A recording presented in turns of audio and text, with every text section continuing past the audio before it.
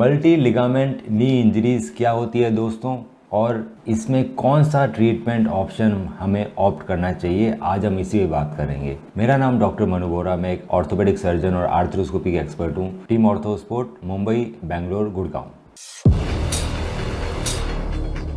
दोस्तों, multi ligamentous knee injury का मतलब है कि हमारे नी के अंदर लगभग मेन 4 लिगामेंट रहते हैं। 2 अंदर की तरफ रहते हैं, ACL anterior cruciate ligament, PCL posterior cruciate ligament, और 2 लिगामेंट हमारे बाहर रहते हैं। एक रहता है LCL लेटरल कोलेटरल लिगामेंट, साथ में इसमें PLC भी होता है पोस्टीरियर लेटरल कॉर्नर, और एक MCL मीडियल कोलेटरल लिगामेंट। तो ये 4 मेन लिगामेंट होते हैं नी के अंदर। अगर इन 4 मेन लिगामेंट से 2 या 2 से अधिक आपकी इंजरी में टूट जाएं तो इसे मल्टी लिगामेंटस नी इंजरी बोला जाता है। ये इंजरीज दोस्तों जनरली सिंगल लिगामेंट की इंजरी से कहीं ज़्यादा सीवियर होती है। कई बार मोस्टली एक्सीडेंट्स में मिलती है, कई बार बहुत सीवियर गेम के दौरान भी चोट लग सकती है। इसमें डायरेक्ट कांटेक्ट हो गया नी से, ऐसे रेसलिंग में हो गया है, कबड्डी में हो गया, पर मोस्टली ये इंजरीज मिलती है हमें एक्सीडेंट्स में, रोड एक्सीडेंट्स के अंदर। इसमें नी डिसलोकेट हो जाता है बहुत सारे पेशेंट का, पूरा नी डिसलोकेट हो जाता है, तो वहाँ उसके सारे के सारे लगभग लिगामेंट टूट जाते हैं। एक बच पाता है, कभी 2 बच पाते हैं। सो ये एक मल्टी लिगामेंटस इंजरी, एक थोड़ी सीवियर इंजरीज होती है। सो जब भी कोई मल्टी लिगामेंटस का पेशेंट हमारे पास आता है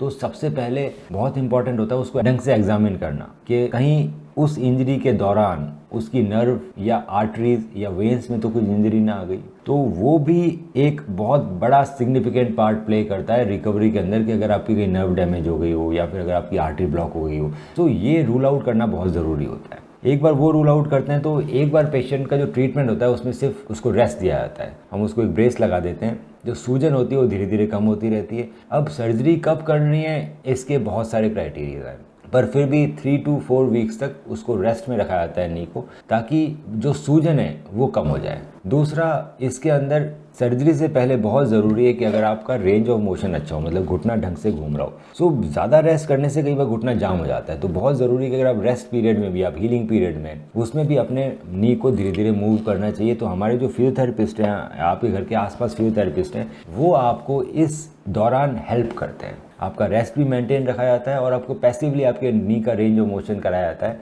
ताकि आपका नी बेंड रहे, वो जाम ना हो। साथ साथ में बहुत सारी और एक्सरसाइजेज होती है, आइसोमेट्रिक एक्सरसाइजेज। धीरे धीरे हम प्रोग्रेशन करते रहे ताकि मसल्स भी रीजनरेट ना हो। तो जब तक हमारा हीलिंग पीरियड चलता है मल्टी लिगामेंटस इंजरी का, उस समय नी को जाम होने से बचाना है और मसल्स को डीजनरेट होने से बचाना है। तो ये 2 चीज़ें का ध्यान रखें। इसके बाद डिसाइड करना है कि आखिर कौन सी सर्जरी करानी चाहिए। तो MRI से मालूम पड़ता है कि कौन से लिगामेंट को चोट लगी है। ACL टूटा है, PCL टूटा है, MCL टूटा है, PCL टूटा है, PLC टूटा है, साथ में मेनिस्कस का क्या स्टेटस है, कार्टिलेज का क्या स्टेटस है। मल्टी लिगामेंटस नी इंजरी में दोस्तों जब हम इसमें सर्जरी करते हैं दूरबीन से, एक क्रूशिएट लिगामेंट, मतलब एंटीरियर क्रूशिएट या पोस्टीरियर क्रूशिएट, इस लिगामेंट को बनाने के लिए 2 टेंडन्स की ज़रूरत पड़ती है। तो सपोज अगर आपके 3 लिगामेंट में डैमेज है, ACL, PCL और MCL।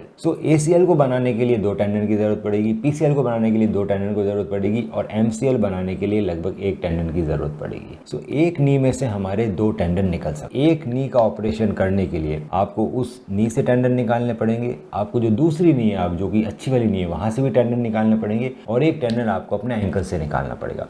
एक नी की सर्जरी के लिए 3 जॉइंट पे चीरे लग सकते हैं। इसमें अगर कन्वेंशनल मेथड से सर्जरी की जाए तो इस तरह से सर्जरी होती है। कन्वेंशनल मेथड से सर्जरी करने के बाद दोस्तों सब लोग जानते हैं कि जो नया आपका हमने जो बनाया है लिगामेंट, वो आपके टेंडन से बना है। सपोज अगर किसी के पैर पे फ्रैक्चर हो जाए तो डॉक्टर क्या करता है, प्लास्टर लगाता है और उसको बैसाखी पे डालता है ताकि वो वजन ना दे। तो किसी भी चीज़ को हीलिंग करने के लिए उसको रेस्ट देना ज़रूरी होता है। उसी तरह से जब हम नए लिगामेंट बनाते हैं तो उसको 45 डेज लगता है बोन से चिपकने में, ब्लड वेसल्स ग्रो करने में लगभग 2 से 3 महीने लगते हैं, उसके बाद वो स्ट्रॉन्ग होने लगते हैं। जब तक वो कमज़ोर रहते हैं उसको बचा के रखना पड़ता है। बचा के रखना है क्या मतलब है कि आपको बोला जाता है कि आप वज़न ना दो अपने नी पे, आप वॉकर से चलिए, घुटना बैंड ना करें, घुटना बिल्कुल सीधा रखें। इस तरह से हम आपके जो मल्टी लिगामेंटस जो हमने नए बनाए हैं ऑपरेशन के बाद वो बचे हुए रहते हैं। नहीं तो एकदम से आप वजन देंगे, एकदम से पाँव बैंड करने लगेंगे तो वो ढीले पड़ सकते। सो जब बचा के रखने हैं तो उससे 2-3 नुकसान होते हैं। पहला, आपकी जो मसल्स हैं वो डिजनरेट होने लगती है। दूसरा, आपके घुटने जाम होने के हो जाते हैं। सो इसीलिए इसके अंदर रिकवरी बहुत डिले आती है मल्टी लिगामेंटस में। पर वहीं अगर हम ये सर्जरी इंटरनल ब्रेस टेक्निक से करें, सो पहला बेनिफिट तो ये आता है दोस्तों कि इंटरनल ब्रेस टेक्निक में टेंडन वेस्टेज नहीं होता, बिकॉज वो ऑल इनसाइड टेक्निक से उसमें रिकंस्ट्रक्शन होता है। सो एक ACL बनाने के लिए आपके पास एक ही टेंडन की जरूरत पड़ेगी, एक PCL बनाने के लिए एक ही टेंडन की जरूरत पड़ेगी। तो सपोज अगर मैं इंटरनल ब्रेस टेक्निक से मल्टी लिगामेंटस सर्जरी करता हूँ ACL, PC और MCL की,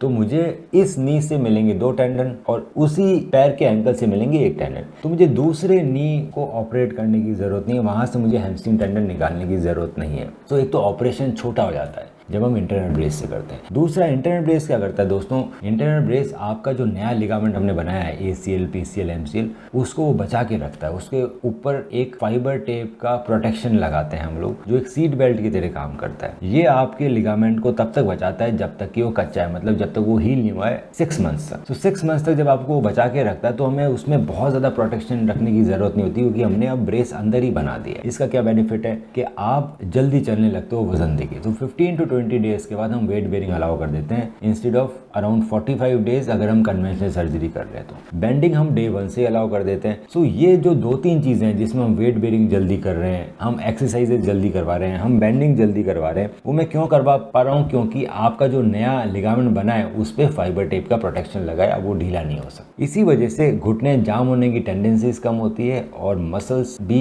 ज्यादा डिजनरेट नहीं होती और recover fast. Pain significantly rest रहता है सर्जरी में। तो जो recovery time all over world देखा गया है वो लगभग 50% हम लोग रिड्यूस कर देते हैं अगर हम इंटरनल ब्रेस यूज। इसके अलावा दोस्तों रिकवरी फास्ट आती है। अगर 6 महीने के दौरान कल को आप फिसल गए, गिर गए, चोट लग गई, तो भी इसके टूटने के चांसेस कम रहते हैं, क्योंकि कच्चे लिगामेंट के ऊपर प्रोटेक्शन रहता है फाइबर टेप का। ये एक आपके सीट बेल्ट की तरह काम करता है, जो आपके लिगामेंट को एक्सेसिव जब स्ट्रेन आता है तो उससे बचाता है। तो रिकवरी फास्ट होती है, पेन कम होता है, कॉम्प्लिकेशंस कम होते हैं, और अगर पेशेंट गिर जाए तो भी इसके टूटने के चांसेस कम है, क्योंकि अगर 6 महीने के अंदर अंदर पेशेंट फिसलेगा या गिरेगा तो लिगामेंट टूट सकते हैं, क्योंकि वो इसके अलावा भी अगर आपको कोई डाउट है मल्टी लिगामेंटस इंजरीज के बारे में, तो आप हमें हमारी व्हाट्सएप कर सकते हैं और उसकी डिटेल में स्टडी करके मैं बताऊंगा सबसे अच्छा ट्रीटमेंट क्या रहेगा आपके लिए।